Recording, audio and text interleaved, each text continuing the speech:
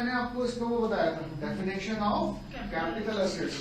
Now capital gain find out कैसे करेंगे वो देखते हैं। तो सबसे पहले हमारे पास आएगा सेल कंसिडरेशन, कि वो चीज हमने कितने रुपए का बेचा। क्या आएगा? सेल कंसिडरेशन, कि जो भी कैपिटल एसेट्स है उसको हमने कितने रुपए का सेल किया, उसमें से लेस करेंगे कॉस्ट ऑफ एक्विजिशन। क्या लेस करेंगे? Cost of acquisition. Cost of acquisition माने उसको खरीदने में हमारा कितना खर्चा हुआ था। जैसे मैंने एक बिल्डिंग खरीदी 50 लाख रुपए की, तो वो क्या हो गया मेरा? Cost of acquisition. एक्विजिशन माने कॉस्ट ऑफ परचेज, मतलब किसकी बात कर रहे हैं? परचेज की बात कर रहे हैं। और क्या लेस करेंगे? Cost of improvement. जैसे बिल्डिंग खरीदी, खरीदने के बाद मैंने उस पर कोई कैपिटल नेचर का एक्सपेंडिचर किया। जैसे बिल्डिंग खरीदी, उस पर एक फ्लोर बनवा दिया, तो फ्लोर क्या हो गया? इंप्रूवमेंट हो गया। अगर मैं नॉर्मल रिपेयरिंग करूंगा तो वो नहीं आएगा। माने मैंने उसका बिल्डिंग का व्हाइट वॉश करवा दिया, उसका नॉर्मल रिपेयर करा दिया, तो वो नहीं लेंगे। क्या लेंगे? हमेशा इंप्रूवमेंट होनी चाहिए, माने उसकी वैल्यू में इंक्रीमेंट होना चाहिए। कोई कैपेसिटी है, कोई उसकी वैल्यू है, वो बढ़ गई, तो क्या बोलेंगे इसको? इंप्रूवमेंट। तो यहां पर इंप्रूवमेंट आना चाहिए, कॉस्ट ऑफ इंप्रूवमेंट। और क्या लेस करेंगे? एक्सपेंसेस ऑन सेल, उसको बेचने में जो खर्चा हुआ। तो तीन चीज माइनस करनी पड़ेगी आपको। कौन कौन सी? पहला cost of acquisition, cost of improvement, और तीसरा कौन सा है? एक्सपेंसेस ऑन सेल, उसको बेचने में जो खर्चा हुआ। इन तीनों को माइनस करने के बाद क्या आएगा आपका? Capital gain. ठीक है, क्या बोलेंगे इसको? Capital gain. इन तीनों को माइनस करने के बाद हमारे पास आता है कैपिटल गेन। अब कैपिटल गेन दो टाइप के होते हैं।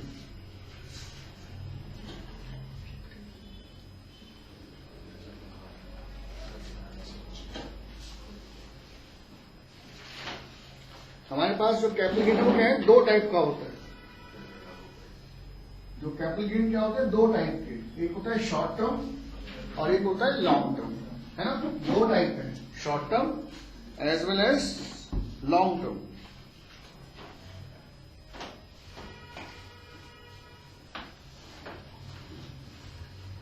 शॉर्ट टर्म और कौन सा होगा?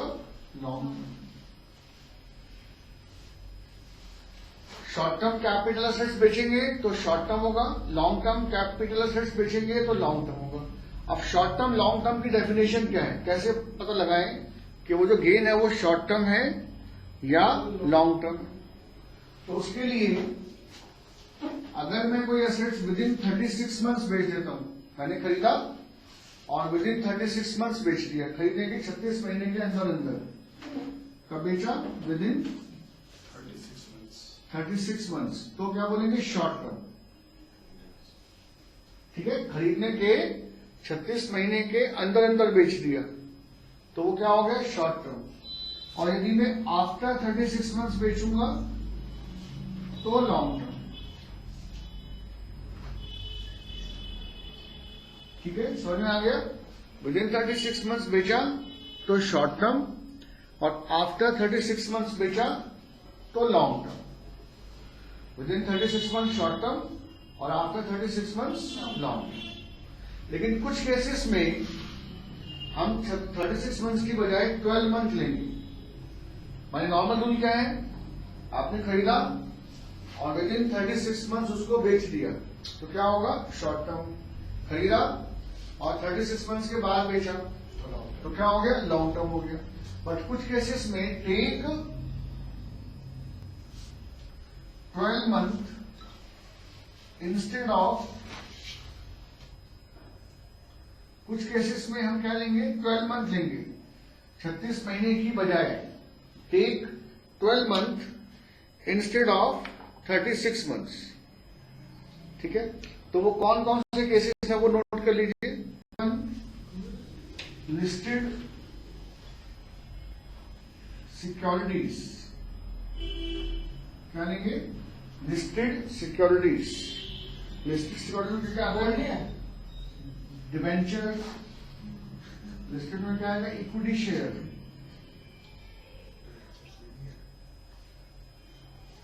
प्रेफरेंस शेयर, क्या लेंगे इसके अंदर? इक्विटी शेयर, प्रेफरेंस शेयर, और नंबर 3 डिवेंचर। लिस्टेड का मतलब होता है कि जो सिक्योरिटीज स्टॉक एक्सचेंज में लिस्टेड है, जिनका खरीद बेच कहां से होता है? थ्रू स्टॉक एक्सचेंज, है ना। तो स्टॉक एक्सचेंज में अगर थ्रू खरीद बेच होता है तो लिस्टेड सिक्योरिटीज माने इक्विटी शेयर हो गया, प्रेफरेंस शेयर हो गया, या क्या हो गया? डिवेंचर। तो अगर मैं इनको विद इन 12 मंथ बेचूंगा तो शॉर्ट टर्म, और 36 मंथ्स के बाद सॉरी आफ्टर 12 मंथ बेचूंगा तो long term. Number 2, units of equity oriented fund. Units of equity oriented fund किसका यूनिट है? Units of equity oriented fund. और नंबर 3 होता है जीरो कूपन बॉन्ड।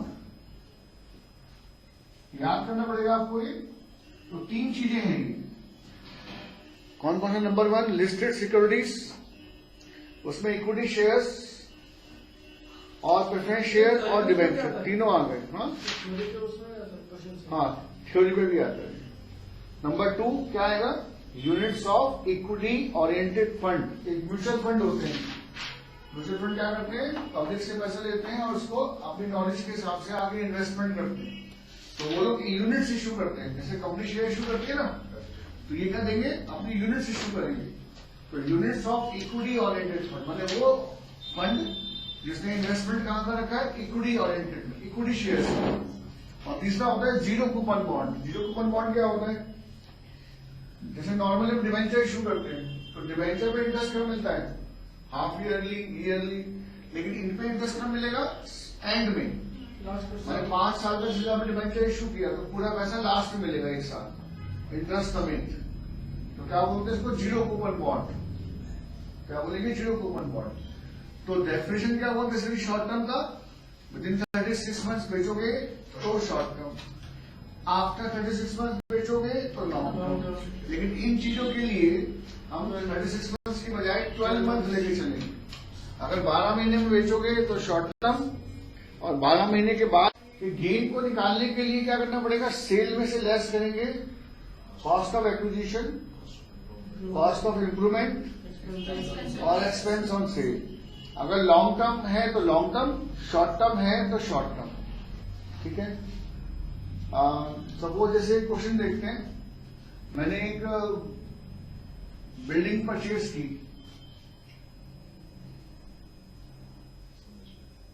बिल्डिंग मैंने परचेज की एज ऑन 1/7/2014 को 1 जुलाई 15-14 को बिल्डिंग खरीदी 10 लाख रुपए की। कितने का परचेज किया बिल्डिंग आपने? 10 लाख। 10 लाख की मैंने एक बिल्डिंग खरीदी पहले। उसके बाद उसमें एक फ्लोर बनवा दिया, floor constructed, floor constructed as on 1/8/2014 को 5 लाख रुपए लगा को उस पर एक फ्लोर बनवा दी। फिर मैंने इसको सेल कर दिया एज ऑन जुलाई 1 2015 में। इसको मैंने 40 लाख का बेच दिया। कब बेचा? जुलाई 1 2015 में मैंने इसको 40 लाख का बेच दिया और एक्सपेंस हुआ बेचने में 50,000 रुपए मेरे खर्च हो गए। कितना खर्चा हुआ उसको बेचने में? मेरे 50,000 रुपए। अब मुझे इसका गेन निकालना है।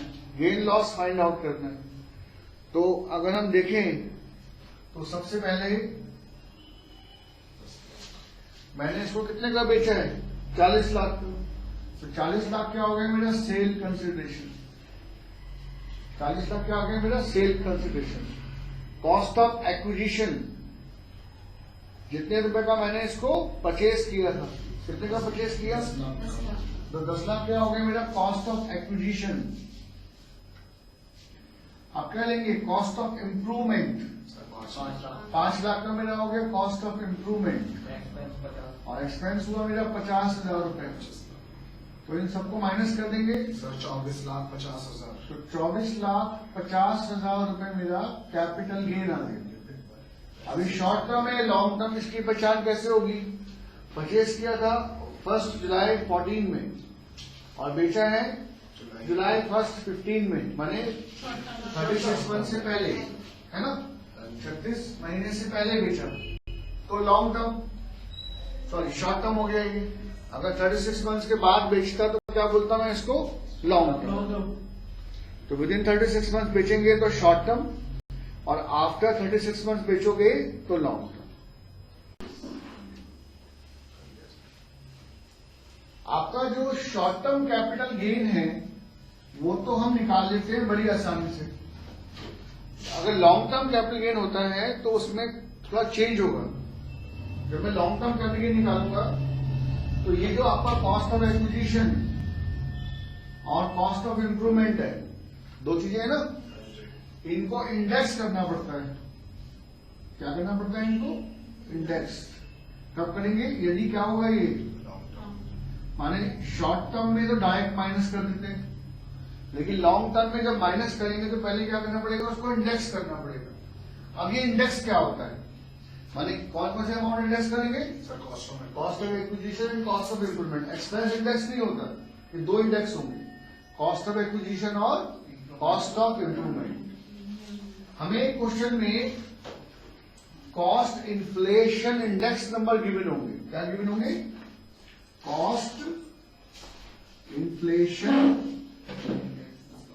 इंडेक्स नंबर, CII, क्या बोलते हैं इसको, CII, cost inflation index number. ये क्वेश्चन में गिवन होगा आपको। क्या होता है ये cost inflation index number, CII, क्या बोलेंगे इसको, कॉस्ट इन्फ्लेशन इंडेक्स नंबर। तो जैसे आपकी बुक है, आपका शेयर कर लो, बुक लाए ना आप लोग, आपके पास में है बुक, आप लोग इसमें शेयर करो।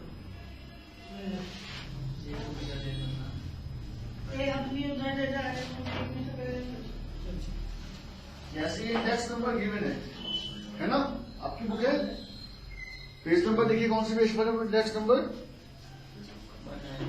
197 मिल गया। तो ये जो इंडेक्स नंबर है स्टार्ट कहां से हो रहे हैं, ये नंबर स्टार्ट हो रहे हैं 81 82 से। कब से स्टार्ट हो रहे हैं, 81 82 से नंबर स्टार्ट हो रहा है।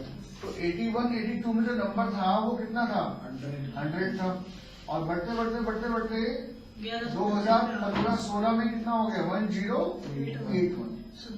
तो ऐसे हर साल नंबर बढ़ रहा है सर। 2017 तक का देगा, बट हमारे कोर्स में कौन सा ईयर है इसमें, 15-16 है ना, हर साल के नंबर गिवन है। होने को 16-17 का भी गिवन है आपको।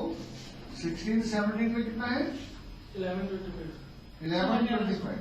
माने गवर्नमेंट ये बोलती है कि इस गवर्नमेंट के पॉइंट ऑफ व्यू से इस प्रकार से महंगाई बढ़ रही है, इन्फ्लेशन हो रही है। माने गवर्नमेंट ये बोलती है कि जो चीज 81-82 में 100 रुपए की थी, आज उसकी कीमत 15-16 में कितना है, 1081, और 16-17 में कितना हो गया, 1125। माने समय के अनुसार चीजें क्या हो रही है, बढ़ रही है, महंगी हो रही है। तो हमें क्या करना पड़ेगा, हमें नंबर की हेल्प से कॉस्ट ऑफ एक्विजिशन और कॉस्ट ऑफ इंप्रूवमेंट को इंडेक्स करना होगा। एग्जाम में जब ये क्वेश्चन आएगा तो आपको नंबर गिवन होगा, हमें लर्न नहीं करने हैं। क्वेश्चन पेपर में नंबर गिवन होंगे आपको, जो आपके मतलब का हो। बस दो नंबर याद कर लो, कौन सा, कि भाई 81-82 में 100 था, जहां से स्टार्ट हो रहा है, और 15-16 का 1081, 1617 का 1125 जो जिस साल के हम इनकम निकाल रहे हैं। रूल क्या होता है इंडेक्स करने का? रूल क्या है? इंडेक्स होगा कैसे? ये सारे आपको तो मिलेंगे। अभी मैंने आपको बताया कि याद नहीं करना होगा। सब बीच का भी पूछ सकते हैं।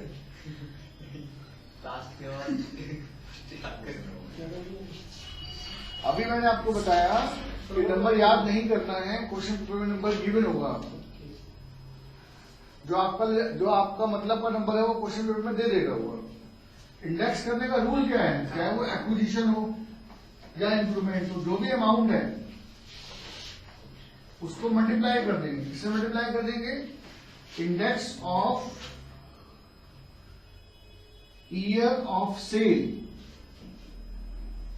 किससे मल्टीप्लाई करेंगे? Index of year of sale. और डिवाइड कर देंगे index of year of amount spend. जिस साल वो खर्चा किया था उस साल के नंबर से डिवाइड कर देंगे। तो मल्टीप्लाई किससे करेंगे? Index of year of sale. और नहीं, मल्टीप्लाई करेंगे index of year of sale और डिवाइड किससे करेंगे? Index of year of expense, है ना? तो क्या निकलेगा हमारे पास? जो भी अमाउंट है उसकी इंडेक्स हो जाएगी और वो जो इंडेक्स करने के बाद जो आएगा फिर वो यहाँ माइनस करेंगे, चाहे वो एक्विजिशन का हो या इंप्रूवमेंट। जैसे एक क्वेश्चन डिस्कस करते हैं तो आपको उस क्वेश्चन से ये पैटर्न जो है वो समझ में आ जाएगा।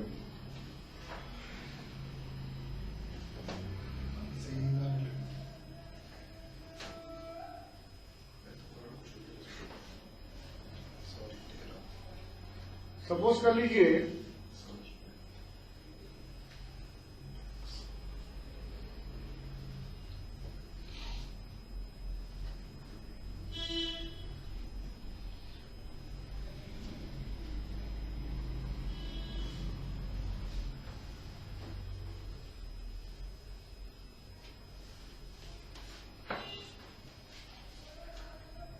परचेज किया मैंने कोई बिल्डिंग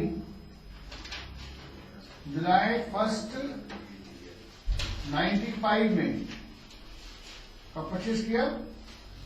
जुलाई 1 95 मैंने इसको परचेज किया।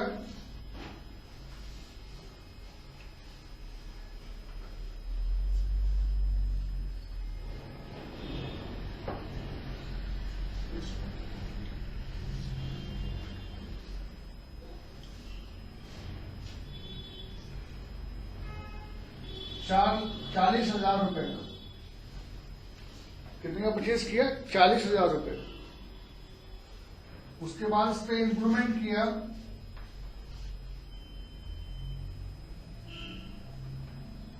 अगस्त 1 2011 में ₹2 लाख का। उसके बाद इसको मैंने सेल कर दिया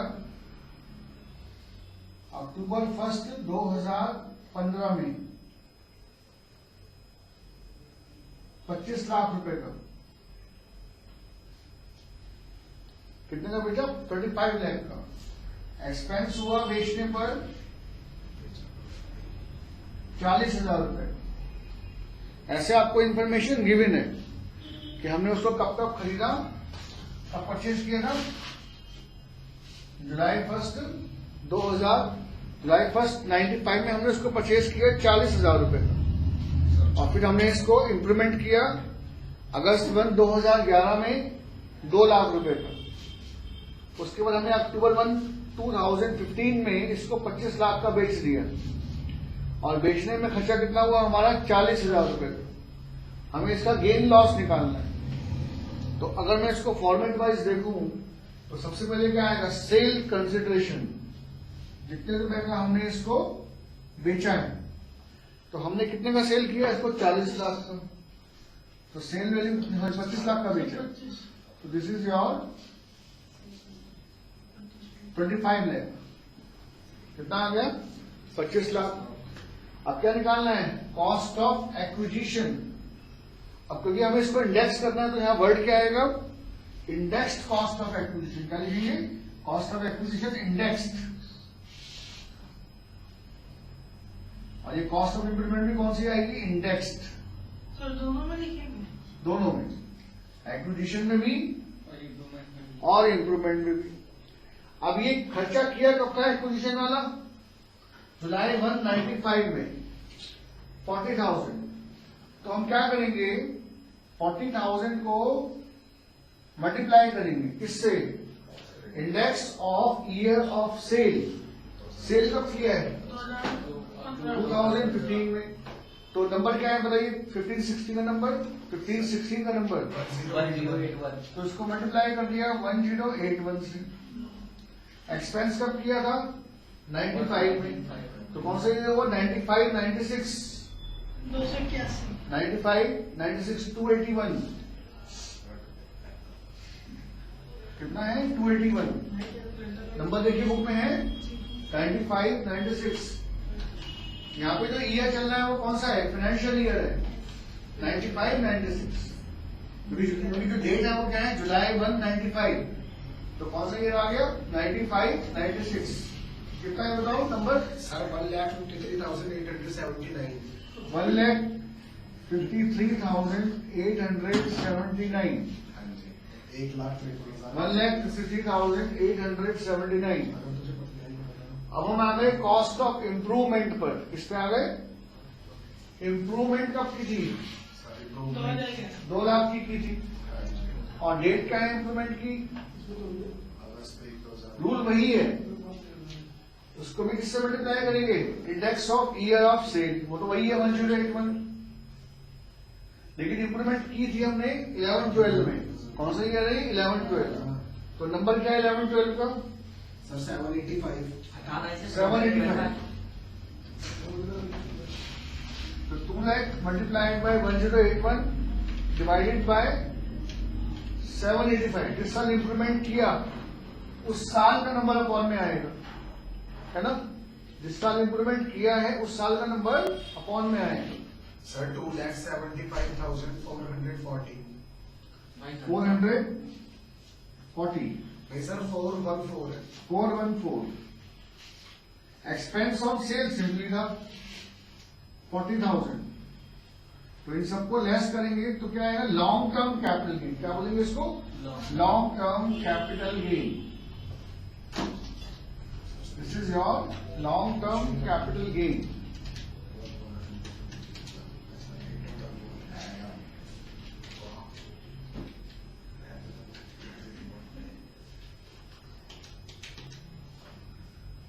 सर ये दोनों अमाउंट तो वर्किंग नोट पे शो होंगे ना? यहाँ ब्रैकेट में भी शो कर सकते हैं आप। ये तो मैंने लिख दिया है आपको, एग्जाम में जगह ही शो करना पड़ेगा आपको ब्रैकेट में। कितना है? इसको वर्किंग नोट में ही दिखाना है, यही शो करना है ब्रैकेट में। नॉट इन वर्किंग नोट, यही शो करना है ब्रैकेट में। हाँ sir 20,30,707। 707। This is your long term capital gain. Sir एक डाउट पूछना सर, ऐसे तो नंबर सारे याद करने पड़ेंगे। नहीं सर, नहीं